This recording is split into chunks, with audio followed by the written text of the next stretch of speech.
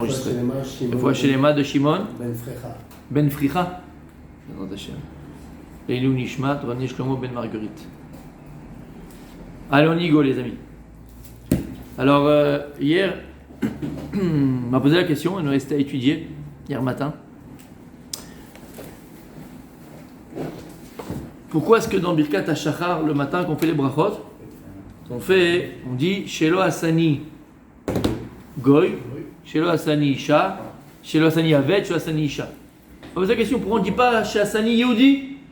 C'est tellement plus beau, tellement plus grand, tellement plus noble, tellement plus positif. Pourquoi on ne dit pas Shelo Asani Yehudi? On dit Shelo Asani Goy, qui ne m'a pas fait un non-juif. Bizarre. Qu'est-ce que j'ai dit moi? Shelo Asani. Chez Hassani Yehudi. Fatigué. Chez Hassani, pourquoi on ne dit pas chez Hassani Yehudi, qui m'a fait juif? Non, on va dans le shlili, on va dans le négatif. Shelo Hassani Goy. C'est une façon de définir. Ta judaïté? Maintenant, chez Hassani Yehudi. T'es monté sur la chaise, il y a une chaise ici. Tu dis tu m'as pas fait comme les autres, alors que Souvent on définit quelque chose par rapport aux autres. Chez Hassani Ish. Lis plus souvent. Hein. Oh là, magnifique. Des fois on définit une chose par son contraire. Il a fait une bonne aussi. Ah ouais, alors comme il a rappelé. Très bien, mon frère. Nous, Goy, ça signifie. Rabbi Zera. Goy, ça signifie les autres. Comment? Tous les autres. Toutes les nations, oui. Les autres. Oui, nation. Mais dis Chassani Yehudi. Il n'y a pas plus beau. Merci Hachem que je suis juif. Merci Hachem que j'ai Matan Torah. Merci Hachem que j'ai Tfilin. Merci Hachem que j'ai Tzitzit. Merci Hachem que j'ai Mitzvot. Merci Hachem d'être Yehudi. Si on remercie les affaires juifs, on n'a aucun mérite. Pourquoi? S'il nous a fait juifs, alors on est déjà des méritants, on est méritants de quoi? S'il nous a fait juifs comme tous les peuples et qu'on est devenus juifs, qu'on a acquis c'est déjà qu'on a acquis. Ouais. Alors à ce moment, on a du mérite. Si grâce à nos pères, Oui. et on a suivi le chemin de nos pères, D'accord. là on a du mérite. Et vous êtes juif. Oui, parce que Salomon, vous êtes juif. Parce que j'ai suivi le chemin de mon père. Ben non, que tu sais ou que tu sais pas, t'es juif. Un juif qui se convertit reste juif. Si vous êtes, Un juif dans le caniveau, il reste juif. En malas, un juif c'est juif. En malas, il peut me dire ce qu'il veut, il peut se convertir à tout ce qu'il veut, il peut me dire je suis un oiseau, il reste juif. Il reste juif. Alors dis Chassani Yehudi, tu m'as fait juif Hachem. Merci, mais il n'y a pas plus beau que ça. Il n'y a pas plus beau que ça. Je pense que c'est une bonne question. On m'a posé la question hier. Bon, pas hier, mais il y a longtemps. Et là, il est venu hier, il m'a attrapé, il m'a dit tu me réponds. Parce que je ne vais pas les répondre, je veux qu'il réfléchisse. C'est qui? Quelqu'un, je ne donne pas les noms, je tais les noms, moi. Vous avez compris ou pas? Maman Tzadik, c'est une vraie question ou pas? Bien, Mimrel, c'est une vraie question. Chez Hassani Ish, on n'est pas chez Hassani Ish. Chez Hassani, voilà, non, c'est pas chez Hassani Isha. Mais bon, lui, c'était la question plus sur Goy, tu vois. Chez Hassani, il n'y a pas plus beau que ça, il n'y a pas plus grand. Toi, merci Hachem, je suis juif. D'accord? Alors pourquoi est-ce que les Birkat HaShachar qu'on fait, quand on dit à Kadosh Baruch Hu, Shelo Asani Goy, Shelo Asani Avet, Shelo Asani Isha, c'est entre guillemets négatif. On va dans la négation pour remercier. Alors écoutez bien, mes amis. Faudrait, Bezrat Hashem, qu'on fasse un cours entier, complet, sur les Birkat HaShachar, parce que c'est tellement important. Qui les a fait d'abord? Alchek Agdola. Ah, ok. D'accord, toute la tefila. Et Beruach HaKodesh, tout ça c'est fait, Beruach HaKodesh, c'est fait avec une Kavanat Trila. Et par exemple, on commence les Birkat HaShachar, on commence, même pas Birkat HaShachar, on commence. Dès que tu ouvres les yeux, tu es encore dans ton lit, tu n'as pas besoin de faire Netilat Yadayim encore. Tu es dans ton lit, bien allongé, tranquille, tu ouvres les yeux, le premier mot que tu dois dire c'est quoi? Modé. Le premier mot de ta journée, c'est modé. Nachon, il est là. Nachon, le premier mot que tu dis c'est modé.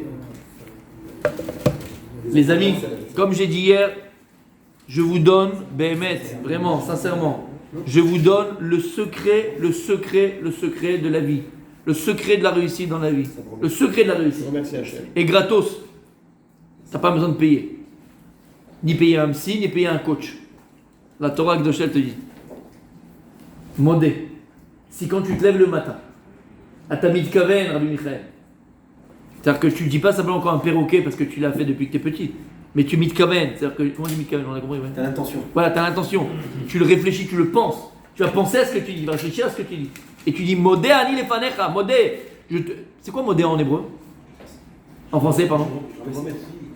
Regarde en français le tralouïd. En hébreu, c'est un seul mot. Un mot qui veut dire deux choses. Léodot, ça a deux sens en hébreu. Léodot, c'est reconnaître et remercier. Pourquoi? Parce qu'il n'y a qu'une personne qui reconnaît le bien qu'on lui fait qui est capable de remercier. C'est ça que modé, c'est léodot, c'est ces deux mêmes sens. Ça va dans le même sens. Moderne, il est léodot. Une personne qui, dès qu'il se lève, il prononce ce mot modé, c'est-à-dire que je reconnais et je remercie Akadosh Baruch de la vie que tu m'octroies, du bienfait que tu m'octroies, du bon et du bien que tu vas m'octroyer aussi cette journée-là. C'est quelqu'un qui reconnaît dans sa vie le positif et qui ne voit uniquement le positif. Le problème qu'on a dans la vie, d'accord, des fois on a une vie un petit peu aigrie, comme j'ai dit hier, Michael Jackson. D'accord? On a une vie aigrie. Aigrie. Une vie un petit peu amère.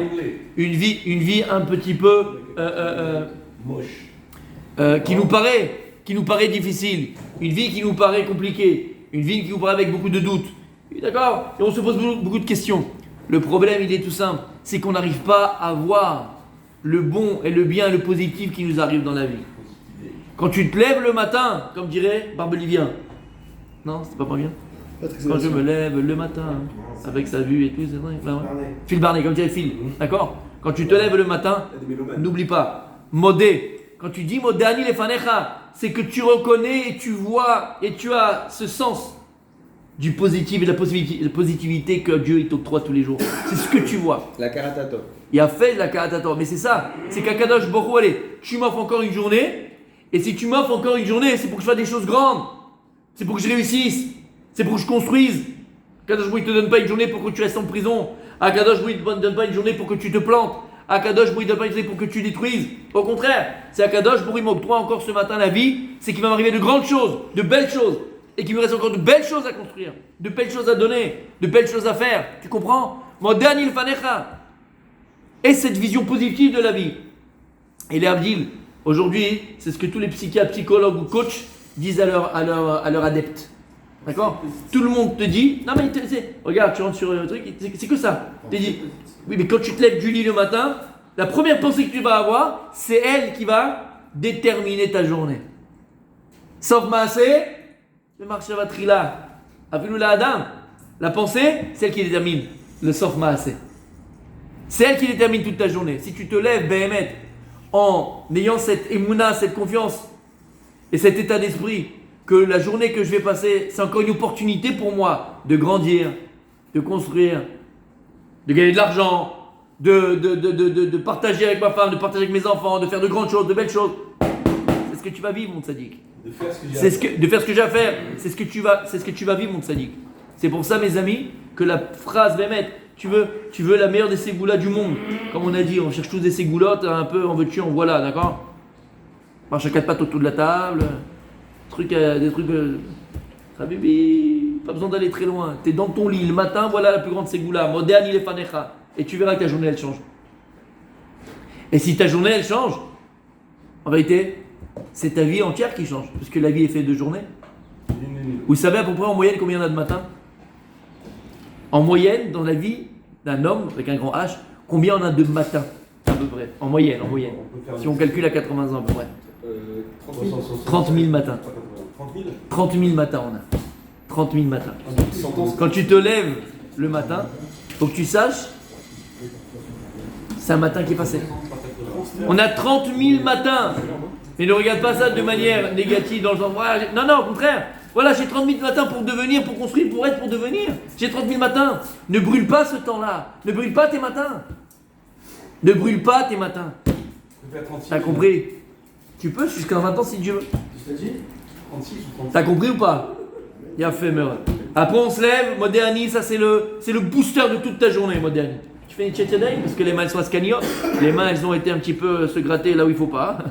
Le soir il y a des petites punaises qui passent par là ou par-ci. Donc les mains sont sales, il faut que tu te laves les mains. Ça c'est premièrement. Deuxièmement, aussi Ruach Ra'a, il y a Ruach Touma pendant la nuit. Marqué entre le Rajba et le Roche. D'accord? En tout cas, selon les deux avis, il faut faire une tchétchédaï avec la bracha. Et ensuite, donc tu as fait tes petits besoins ou grands besoins, on s'en fout, et tu fais la bracha de Hashriyatzah. Et tu remercies Akadosh Baruch Hu pour la chorma divine, l'intelligence divine que Dieu il a mis dans le corps. Vous savez que la plus belle machine de la création du monde, c'est laquelle? C'est l'homme. La plus belle machine de la création du monde, c'est l'homme. Si tu t'arrêtes, tu regardes un petit peu et tu t'intéresses dans Google, dans YouTube, dans des vidéos qui te montrent comment le corps humain il marche, mais tu marres Hachem au millimètre près. L'ADN il va jusqu'à la Lune, ton ADN jusqu'à la Lune. C'est ce que ça veut dire. Tu dis quoi? Moi, oui, jusqu'à la Lune il va ton ADN. Si on le. Comment c'est possible? Attends, Yaviv, attends. Doucement, préliminaire, ça dit toujours. Donc tu fais la bracha sur Asher Yatzar. Après tu dis à Kadosh Baruch merci pour la Neshama parce que le corps, c'est lui qui va accepter, c'est l'habit de la Neshama. Le corps, c'est lui qui va porter la Neshama. La Neshama sans le corps. Elle n'a rien à faire dans ce monde-là. Donc on va associer les deux, le corps et l'âme, puisqu'on a appelé Adam. C'est quoi Adam, Rabbi Julien? Aleph Dam. Aleph c'est quoi? C'est le Foshelam Chelek Limal. Dam c'est le Fesh Beimi. C'est le corps et l'âme. Et là tu appelé Adam. Quand tu sais marier ton âme et ton corps. Et tu vas vivre avec ton âme et avec ton corps. Parce que la Torah ne te dit pas qu'il faut être un curé ou un moine ou un bouddhiste. Et se défaire entièrement des plaisirs de ce monde-là ou des jouissances de ce monde-là. Au contraire, la Torah dit comment utiliser ce monde et comment jouir dans ce monde-là. Tu as compris ce que ça veut dire? Donc il faut utiliser aussi son corps. Et non pas d'être une BMA ou d'une vache ou un lion en train de bouffer sa proie. Donc qu'est-ce qu'on est? On est le mariage de l'âme et du corps. Ça c'est un juif. Et après on arrive. Et on dit Poka Chivrim. Dès que tu lèves les yeux, c'est lui qui rend la vue, parce qu'on était en plein sommeil. Matira Sourim. Pourquoi Matira Sourim? Dieu il délivre les prisonniers. Pourquoi on était prisonniers de la mort? Puisque le sommeil c'est un 60e de la mort, on était prisonniers de la mort. Sokef Kefufim, on était allongé, maintenant on est peut-être debout. L'homme c'est le seul qui a deux pattes. Malbi Sharomim, Akadosh Borou, il habille les nuits, c'est lui qui te met l'habit. Tu te lèves le matin, tu as des habits sur ton dos. Il y a des gens qui ont le même habit pendant un mois, il ne peut pas s'habiller, le gars, il n'a pas d'argent. Il n'a pas, Malbi Sharomim.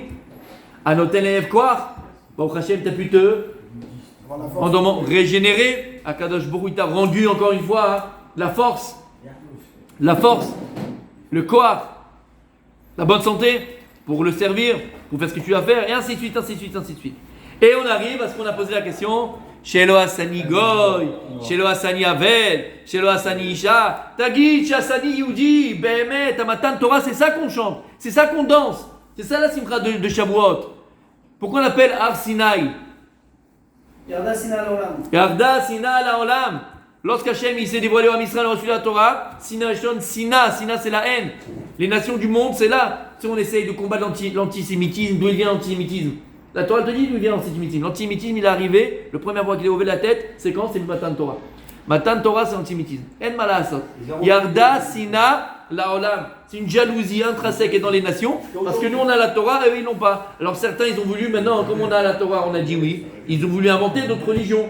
Le christianisme qui vient du judaïsme. Mais ils ne vont pas prendre le samedi, puisque le samedi il est pris par l'homme Israël. Alors qu'est-ce qu'ils vont prendre? Les dimanches. Après les musulmans sont unis, ils sont en 1300, ils sont un peu bon bref. D'accord? Mais on ne peut pas prendre quoi?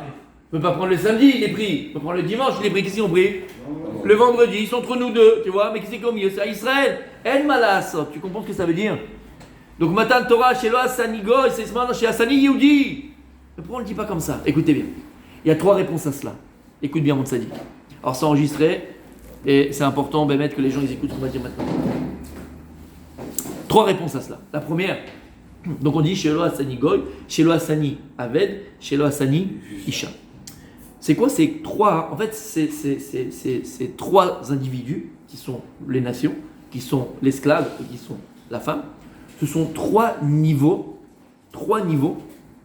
de personnes qui ont un manque par rapport à la Avodat Hashem, par rapport au service divin. Pourquoi? Premier niveau, le plus bas, c'est les goïms. Au niveau de leur appartenance à Dieu, au niveau de leur relation à Dieu, au niveau de leur obligation vis-à-vis de Dieu. Pourquoi? Parce que les goïms, ils n'ont, entre guillemets, aucune mitzvah. 7 mitzvot de Bnei Noach, ils ont peut-être une petite poignée de mitzvahs qu'ils ont à faire. Donc, ils n'ont pas les mitzvot à accomplir vis-à-vis de Dieu. Ils ne sont pas Metsuvim Veosim. Ils n'ont pas là le Tzibouï d'Hachem. Ils n'ont pas l'ordonnance, ils n'ont pas 113 mitzvot. Et c'est le premier niveau avec lesquels ils n'ont que 7 mitzvot de ne pas avoir infidélité, ne pas tuer, ne pas. Donc d'accord? Après, il y a un niveau plus haut que les goïms, que les nations. C'est quoi? C'est l'esclave. Encore une fois, pas au niveau individuel, parce que même les non-juifs sont appelés les enfants de Dieu. On parle par rapport à leur obligation dans ce monde-là. Les nations, ils ont 7 mitzvot à accomplir. L'esclave, lui, si tu achètes un esclave, l'esclave, il est chayav des mitzvot que une femme est là. Mais, à l'inverse d'une femme, l'esclave, lui, il a un problème. C'est quoi son problème? C'est qu'il n'est pas libre vis-à-vis de Dieu. Et l'esclave, il a des obligations envers son Maître, il a un maître. Et si maintenant son maître, il lui dit, dis-moi, tu vas me la chercher maintenant à 2h du matin, tu vas chercher de l'eau dans le puits, il va devoir aller chercher mes. Si maintenant c'est l'heure des filines et son maître lui dit d'aller faire les courses, il doit aller faire les courses. Qui passe avant? Le maître. Et c'est pour ça d'ailleurs qu'on poissonne de l'oreille à cet esclave juif qui travaille pendant 6 ans. Il dit, je veux rester chez mon maître. Pas la chaque fois qu'on a vu, d'accord? Et il dit, je veux rester chez mon maître, moi. Et qu'est-ce qu'on faisait? Il restait jusqu'au Yovel. Qu'est-ce qu'on faisait? On lui poissonne de l'oreille. Rabbi Yochanan ben Zakkai dit, pourquoi est-ce qu'on poissonne de l'oreille?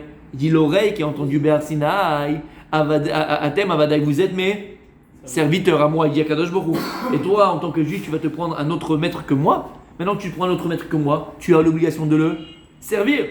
Et donc, moi, je pense ton second, parce que lui, il passe avant moi. Alors, on te poissonne l'oreille, parce que tu n'as pas bien écouté au Arsinaï, tu dois être quelqu'un de libre. Donc, tu vois que le Eved aussi, dans ses obligations envers Dieu, elles sont moindres. Et on arrive à qui? À la Isha. Et la Isha, je vous ai dit plus d'une fois, pareil, la femme, elle est chayevet, la femme, elle est obligée de toutes les mitzvot de la Torah, l'otas, toutes les mitzvot négatives. Elle n'a pas le droit de tuer, elle n'a pas le droit de voler, elle n'a pas le droit de.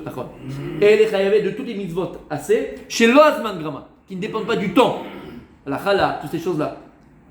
Par contre, on vient de dire, elle est exemptée de toutes les mitzvot positives qui dépendent du temps. Une femme, elle est exemptée de tzitzit, de tfilin, de souka, de lulav. On parle de la marque entre Ashkenazim et Sfaradim, que selon les Ashkenazim, une femme elle est exemptée, mais elle aurait le droit de faire la bracha et de le faire. Ça serait Benoutam dans Masret Kiddushin, mais d'accord, nous on est Sfarad, donc même selon Odo Meshane, ils ne sont pas obligés. C'est quoi les tzitzit par rapport au temps? Le temps c'est que la journée, au ritem auto. Tu devras les voir. Il ne faut pas les mettre le soir. Pourquoi? Il n'y a pas une mitzvah de les mettre le soir, pourquoi? Parce qu'au ritem, il faut les voir. Et quand est-ce qu'on voit? Le jour, pas la nuit. Il n'y a que les jours de la Torah, d'accord, qui se dans le verset. Il y a fait. Alors écoutez bien. Donc la femme, c'est un niveau plus élevé que les non-juifs dans l'obligation, que l'esclave dans ce niveau, mais la femme aussi, elle est Torah, elle est exemptée des mitzvot assez shazman grama, elle est exemptée des mitzvot positives qui dépendent du temps. Pourquoi? Il dit la Boudraham, qui est un Rishon, il y a 900 ans, il a écrit ça. Il dit quelle est la raison pourquoi Dieu, il a dit que les femmes sont exemptées des mitzvot assez shazman grama, des mitzvot positives de la Torah, qui dépendent du temps. Pourquoi? Il dit quelque chose de très joli. Il dit ne t'étonne pas qu'Hachem les a exemptés. Pourquoi? Parce qu'on voit qu'Akadosh Baruch Hu, il a été capable d'effacer son propre nom pour faire la paix entre un homme et une femme. Pourquoi? La Sota, qui est accusée d'adultère, qu'est-ce qu'on faisait? On l'amenait chez le Kohen. Le Kohen, il écrivait le nom de Dieu sur un parchemin, on le mettait dans l'eau, elle buvait cette eau amère. Maintenant, dans la Torah, si tu effaces le nom de Dieu, Bekavana, tu es Chaya Mita. Quelqu'un qui efface le nom de Dieu, Bekavana, avec intention, il est Chaya Mita. Donc là, comment c'est possible qu'on va effacer le nom de Dieu et Dieu qu'il faut effacer mon nom? Dieu, il a été capable de te dire, efface mon nom pour qu'il y ait la paix des ménages, pour qu'il y ait la paix entre un homme et une femme. Alors Akadosh Baruch Hu, s'il a été capable d'effacer son nom pour qu'il y ait la paix entre un homme et une femme, pareil, pourquoi Akadosh Baruch Hu, il a exempté une femme de mitzvot positives qui prend du temps? Parce qu'Hachem, il a dit, imagine maintenant qu'au même moment, une femme, elle a un maître au-dessus d'elle. C'est qui son maître au-dessus d'elle? Ça fait mal. Une femme, c'est Gemara dans la 7 Menachot, elle a un maître au-dessus d'elle. C'est quoi un maître? Pas un maître comme on pourrait, d'accord, et un esclave, non, ce qu'on veut dire qu'il a un maître au-dessus d'elle, et ça je l'ai dit hier quand on a fait le cours. Le problème aujourd'hui c'est qu'il n'y a plus de hiérarchie. Aujourd'hui on veut que tout le monde soit égaux, tout le monde est égal. Je sais pas, il y a un copain qui m'a envoyé, bref, j'ai beaucoup de copains, mais j'ai un copain qui m'a envoyé une petite scène qu'il y avait chez Cyril, non, Hanouna, exactement, et ils ont invité une folle. Pour les animaux. Ouais, moi j'ai vu 2 minutes. Ah, ça suffisait. Non, j'ai juste vu quand elle a dit Treblinka, et c'est un holocauste, c'est un génocide. Donc tu comprends bien que la meuf, elle a été atteinte par je sais pas quelle maladie. Tu comprends? Que la maltraitance d'animaux, la Torah te dit, il est interdit de faire du mal aux animaux. On n'a pas le droit de faire du mal aux animaux. C'est très très grave, très très grave. Rabbi Yehuda Nassi, parce qu'il n'a pas eu pitié. Elle n'a pas eu pitié d'un agneau, d'un veau. Rabbi Yehuda Nassi, il était comme ça dans le. Et il y avait on devait amener un veau, d'accord, en korban. Et le veau, il a couru, il est parti se cacher en dessous le chalouk de Rabbi Yehuda Nassi. Et Rabbi Yehuda Nassi, il a compris qu'elle avait peur, alors il voulait qu'il le protège. Il a dit ma fille, mon veau, ma vache. En malasot, ma habibi. C'est pour ça que tu as été créé, tu dois y aller. À cause de ça, il est tombé gravement malade. Très gravement. Il dit pourquoi? Parce qu'il n'a pas été race sur un animal. Et elle vient te demander des trucs. Un animal, pas un humain, sur un animal. Donc tu vois comment la Torah, comment après il a fait avec les souris, comme tu as dit. C'est une histoire magnifique. Mais en tout cas, tu vois, la Torah, elle est Hachem, il a été makpid. Parce que lui, à son niveau, il n'a même pas été Rahman. Ouais. Comment dire? Miséricordieux. Il n'a pas eu pitié même d'un animal. Donc, Vadaï que dans la Torah, faire très attention à ne pas tuer un animal pour rien, même une fourmi ne pas tuer pour rien. C'est une Briat Hashem. Mais celle-là, elle est devenue complètement folle. Elle compare les animaux aux humains. Moi, je te dis que si elle a à sauver un cochon ou un homme, elle va sauver le cochon, la meuf. Complètement tarée. Pourquoi je dis ça? Parce qu'il y a une hiérarchie dans la création du monde. Il y a une hiérarchie. Et les Abdil, même dans les humains, il y a une hiérarchie. C'est pas qu'il y a un mieux que l'autre dans ses obligations, encore une fois. Même dans Israël, il y a une hiérarchie. Si moi, maintenant, mon sadique, je crie et je pleure, d'accord? Je veux être Cohen. Je veux être Cohen. Je ne peux pas changer une girafe en lion, fils, on va me dire. C'est tout, être mal à la saute. Et c'est pas méchant. La girafe, on en a besoin du lion. Tu comprends ce que je veux te dire? Il y a une hiérarchie. Et le problème, regardez, dans la génération depuis quelques temps, maintenant, c'est un peu depuis 68, il a fait mes 68. Ça a fait mes 68. En tout cas, d'accord? C'est quoi? C'est l'égalité des sexes. L'égalité des sexes, le féminisme à outrance. Et, d'accord? Et toutes ces choses-là, verrouler. C'est devenu fou. C'est devenu fou. Oui, mais tout est égaux, même avec les animaux, avec les vaches, avec les machins, ok? La Torah, elle est là pour te donner les vraies valeurs. Et la Torah, elle te donne les vraies valeurs, même d'un couple. Pourquoi les familles explosent? Parce qu'il n'y a plus de hiérarchie dans un couple. Mais là, il y a une hiérarchie dans un couple. Alors, c'est filmé de Sadik, c'est là et ça sera sur YouTube. D'accord? Il y a une hiérarchie dans un couple. Oui, monsieur, il y a une hiérarchie dans un couple. Il y a une hiérarchie. Alors, ça veut dire quoi? Ça veut dire quoi qu'il y a une hiérarchie? C'est-à-dire que la femme n'existe pas? C'est-à-dire qu'on doit écraser la femme? C'est-à-dire que le mari, lui, c'est lui le boss? C'est pas ça que la Torah, elle te dit. La Torah, elle te dit que de la même manière qu'un homme, il a d'obligation envers sa femme, et que sur la Ketouva, tu as signé, comme je racontais l'histoire personnelle avec le Rav Ezrahi, et que tu as signé sur la Ketouva que tu dois la nourrir, que tu dois l'habiller, que tu dois la réjouir, et c'est tes obligations envers ta femme, d'accord? Et tu vas faire tout pour que ta femme soit la plus heureuse et qu'elle prémène le bonheur, parce que tu sais que c'est le climat Zibracha aussi, d'accord? La femme a l'obligation envers son mari, elle m'a la sorte. Mais on veut enlever l'hiérarchie, on est pareil à la maison. Je fais la vaisselle, tu fais la vaisselle, et on compte, on fait un vide, tu sais. J'ai fait 3 fois, t'en as fait que 2 là cette semaine, Nicolas, c'est pas normal. Qu'est-ce que c'est que ça? Mais depuis quand? Tu te rappelles ta grand-mère? Regarde, moi je me rappelle une fois, c'est cette image, cette image, quand j'étais chez mes grands-parents, d'accord, comme tout le monde, ils se disputaient, je sais pas si t'avais déjà vu Papy Ami se disputer avec Michel. T'avais déjà vu? En arabe et machin, et truc. Après, il y avait ta mère une fois, elle a pris mamie, elle a dit, mais non, tu sais pas moi. Oui, bon, bref. Et c'était magnifique. Non, mais pour dire quoi? Non, pour dire le moussard, tout ça. C'était la guerre. Mais quand c'était l'heure du repas, il était midi ou 1h, la table était mise. Elle lui amenait son repas. Et lui a dit, mon arabe, mon amour, mon truc, machin, il te manque rien, il te veut. Tu comprends ce que ça veut dire? Même les disputes, c'était du tmanique chez eux, c'était pas des vraies disputes. Tu comprends? Ça veut dire c'était juste pour dire on se dispute, c'est pas de l'ambiance. C'est pour mettre de l'ambiance. Donc revenons à nos moutons, si on peut dire, parler ainsi, d'accord? Même dans le couple, il y a une hiérarchie. Et la Torah, elle te dit, elle pose la question, la Gemara, pourquoi on fait 2 fois la bracha chez le Hassani Aved, chez le Hassani Isha? Dans l'obligation de la femme, on dit que l'obligation d'un Eved, c'est l'obligation qu'une femme. Donc c'est la même chose, pourquoi tu répètes 2 fois? La femme aussi, entre guillemets, elle a le mari sur le dos. Et quand le mari il a faim, il faut lui faire manger alors. Et Akadosh Baruch Hu, il a été prêt à exempter les femmes de cette mitzvah, de mitzvah Tassichan Grama, parce qu'elle a le mari qu'elle doit aussi, de qui elle doit s'occuper, d'accord? Et la Gemara elle dit alors pourquoi on fait 2 brachot, fais une bracha? Parce que chez la Sanisha, chez la Sani, avec c'est auto d'abord? Non, c'est pas la même chose, parce qu'on a dit que la femme, elle a quand même, Vadaï, un statut beaucoup plus important et une obligation beaucoup plus importante que au niveau du Evel, d'accord? Mais il y a une hiérarchie. Il faut arrêter, mes amis, de penser qu'il n'y a pas une hiérarchie. Il y a une hiérarchie, d'accord? Alors comme j'ai dit, l'homme intelligent, c'est comme un roi et il a une reine. La femme, c'est la reine de la maison et l'homme, c'est le roi de la maison. Mais, il faut comprendre une chose, c'est que dans un bateau, il y a un capitaine. En malasot. Dans une unité, il y a un commandant. Maintenant, c'est que les meilleurs commandants à l'armée, ou les rois qui ont le plus réussi, c'est ceux qui se sont entourés de bons conseillers. Et un homme intelligent, c'est quelqu'un qui se repose à chaque fois sur sa femme. Tu veux faire un business avec quelqu'un, tu veux t'assurer avec quelqu'un? Qu'est-ce que t'en penses? Non, pas qu'est-ce que t'en penses. Tu l'amènes à la maison, tu manges à la maison et ta femme, elle le voit. Et ce qu'elle te dit, tu fais. Et je te dis, ce qu'elle te dit, elle a un sens que nous, on n'a pas. Nous, on ne voit pas les choses, elle ressent les choses. Elle ressent à 15 km les choses. Même toi, quand tu rentres à la maison, elle connaît ta journée alors que tu n'as même pas parlé. Elles ont un sens beaucoup plus profond que nous pouvons. La bina, pourquoi elles sont bien? Parce qu'elle a ce sens aussi. D'accord? Elle a la bina, la femme. D'accord? Elle a la bina. Ça y est, il est déjà psychique. Elle a la bina, la femme. Elle a cette compréhension profonde des choses. Tu comprends? Donc, mes amis, revenons à nos moutons.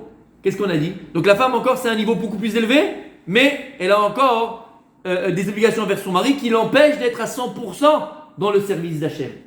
La seule personne qui est entièrement libre, c'est qui? C'est l'homme.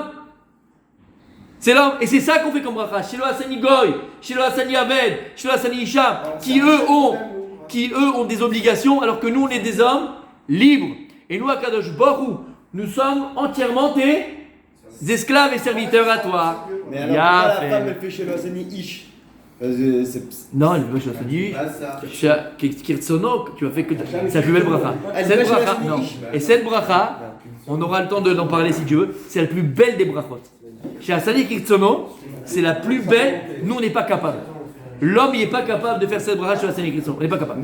Alors regarde, t'as compris? Donc c'est pour ça que nous on dit chez Asani Goy, chez Asani Aved, chez Asani Isha, et qu'on ne dit pas chez Asani. Pourquoi? Par rapport aux obligations qu'on a. Donc on va donner d'ici des exemples de niveau de personnes qui ne sont pas libres vis-à-vis de Dieu et de le servir exactement comme un serviteur de Kadosh Baruch Hu. Il n'a pas d'obligation. 7, tu viens de dire? Il a 7 mitzvot. Non, mais il n'a pas du coup, il est libre. Vous dites pas De le servir, toi il est libre. Toi tu vois quoi? De servir Dieu, t'es pas libre? Au contraire, nous on est ceux qui sont libres pour servir Kadosh Baruch Hu. Lui il n'est pas libre, il a que 7 mitzvot. D'accord. Il a que 7 mitzvot. Il n'a pas beaucoup de Il est khayab de faire C'est exactement ça, c'est ce que je suis en train de dire. C'est exactement ce que je suis en train de dire. Le fait qu'il n'a pas d'obligation, c'est encore le plus bas niveau. Le plus bas niveau. En vérité, plus toi tu as d'obligation envers Dieu, plus toi tu es libre de le servir. Et nous on est libre de servir Dieu entièrement, le jour, la nuit, le matin, debout, allongé et assis. Ça c'est la première explication. D'accord? On n'est pas libre de ça. On est libre de le servir. Non mais c'est ça tout le, c'est ça les autres. Nous on est libre de le servir. Le goy il n'est pas libre de le servir puisqu'il n'a que 7 mitzvot. L'esclave il a que les mitzvot d'une femme, et une femme elle a pas entièrement la liberté de le servir puisqu'elle est obligée aussi de visiter son homme. Nous il n'y a personne au-dessus de nous à part Dieu. Voilà, il n'y a que toi Kadosh Baruch Hu. Et c'est pour ça qu'on fait cette trois brachot là. Ça c'est première réponse. Deuxième réponse, écoute bien maintenant Rabbi Tzadik. On a dit pour on dit pas chez Asani Yehudi, non. D'accord? Première réponse on a donné. Chez Asani Yehudi. Un converti, qu'est-ce qu'il dit? Ah, c'est une bonne question qui dit. Voilà, Merima, ça me fait Bien fait. Alors écoute bien. Pourquoi on ne dit pas chez Asani Yehudi? Pourquoi on ne dit pas chez Asani Yehudi? Pourquoi? C'est bizarre, non? C'est bizarre. Gemara. Il y a une Gemara dans Masechet, on l'avait vu à Hanouka. La Gemara dans Masechet, Iruvin Dafyud Gimel, elle dit comme ça. Pendant 2 ans et demi, Bet Shammai et Bet Hillel étaient en machloket. Quelle machloket? De savoir. Aïm Noach l'Adam Shenivra, Yotem Mishel Nivra, ou Noach Shenivra, Yotem Mishel Nivra. Bet Hillel disait, il a été bon à l'homme d'avoir été créé que de ne pas avoir été créé. Donc il pense que la création de l'homme c'est quelque chose de bien. Et la question qu'il pose, c'est pas par rapport à Dieu, hein, c'est par rapport à l'homme. Est-ce que l'homme il est capable de comprendre, par son vécu, que je me lève le matin, je comprends pourquoi j'ai été créé, je comprends le pourquoi du comment. Bet Shammai dit oui, il a été bon à l'homme d'avoir été créé que de ne pas avoir été créé. Bet Shammai, il dit non. Bet Hillel, il dit c'est mieux à l'homme d'avoir été créé que de pas avoir été créé. Bet Shammai, il dit non. Il aurait été bien de ne pas avoir été créé que d'avoir été créé. Le monde il est tellement difficile, la vie est tellement compliquée, tellement tralouette et tellement qu'il y a de choses que tu ne veux pas comprendre pourquoi tu as été créé. D'accord? Pendant 2 ans et demi, ils étaient en marloquette. Ils disaient ça, et chacun avait une preuve, tatati tatata. Que Dieu te bénisse. Merci beaucoup de Tzadik. Et ils sont arrivés à la conclusion. Nimnu vegamru comme Bet Shammai. Noach la Adam chez l'onivra et otam chez nivra. Il a été mieux alors de ne pas avoir été créé que d'avoir été créé. C'est-à-dire qu'on est dans le négatif. C'est difficile de dire merci Hachem pour dans le positif. C'est pour ça qu'on ne peut pas dire chez Asani Yehudi. Parce qu'on ne peut pas comprendre c'est quoi Asani Yehudi. Tu ne peux pas comprendre. Dans Birkla d'avoir été créé, tu sais même. Normalement, tu ne veux même pas comprendre pourquoi tu as été créé. Toi, tu veux dire merci d'avoir été juif. Tu ne sais même pas comment, pourquoi tu as été créé. Donc, selon Bet Shammai, c'est pour ça qu'on fait dans le négatif, on ne fait pas dans le positif. Et en vérité, dans le même ordre d'idée, c'est la troisième réponse qui va avec la deuxième réponse. Vous avez en face de vous, regardez, Hachem Yivaret Amo. Va Shalom, d'accord? Tu peux le regarder, le Yud Kevavke, s'il te plaît, mon Rabbi Zera. Regarde-le, il est là, Yud Kevavke. Ouais. Tu le vois, Yud Kevavke? Oui. Regarde, Yud, j'ai le He, j'ai le Va. Regarde le dernier He, c'est quoi? C'est un Dalet et un Yud à l'intérieur. Enlève le Yud du Dalet, ça fait quoi? Yehudi. Être Yehudi, à proprement parler, être juif, ça arrivait à quoi? Ça arrive à quoi? À Yud Kevavke. Yud Kevavke. Tu penses, tu parles, tu agis. Tu penses, tu parles, tu agis entièrement avec Akadosh Baruch Hu. Toute ta vie, tu es entièrement Dieu. Toute ta vie, comme on dit, tu es Merkava Hachem. Toi, quand on voit dans la rue, on dit ah, ça c'est un Eved Hachem, ça c'est un serviteur du Dieu. Je vois Akadosh Baruch Hu. Parce que c'est ça qu'on doit être. Comme il dit le Ramak dans Tomer Dvorah. On doit ressembler à Dieu. Comment tu peux ressembler à Dieu? Dans ses midotes. Tu vas ressembler à Dieu dans ses traits de caractère. Comme il est Rachum, tu es Rachum. Quand il est Rachum, tu es Rachum. Quand il est Chesed, tu es Chesed. Mais qui peut prétendre qu'il est arrivé à quoi? À Yehudi. Yudke Vavke. Qui peut prétendre que entièrement son être, il est entièrement Yehudi. Une chose que tu peux faire, comme un peu il a dit Rabbi Julien juste avant, hein, la seule chose que tu peux dire, sur laquelle, oui, ça on est tous égaux à ce niveau-là, c'est que je suis un Sanigoy. On est tous égaux. N'importe quel juif, même si le juif il est en oluluf et il fait les pires bêtises du monde, tout ce que tu veux. Une chose il peut faire comme bracha, qui est commune chez le Hassanigoy. Elle va dire chez Hassani, Yehudi, c'est quoi Yehudi? C'est quoi le travail qu'il faut pour arriver à Yehudi dans le sens profond du terme. Arriver à Yud Kevavke, être Yehudi, ça c'est le travail de toute une vie. Aval, communément, tous les juifs peuvent dire comme bracha, chez le Hassanigoy. Ça, ta naissance déjà chez le Hassanigoy. Comment? Le converti, il fait chez Hassanigoy. Oui. Pourquoi il dit Shouano? Ouais, mais pourquoi? Alors, il y a une marloquette de savoir qui se fait. Pourquoi non? Pour ne pas qu'il ait honte. D'accord? D'accord? Zach, il y a pourquoi dans la D'accord? Ouais.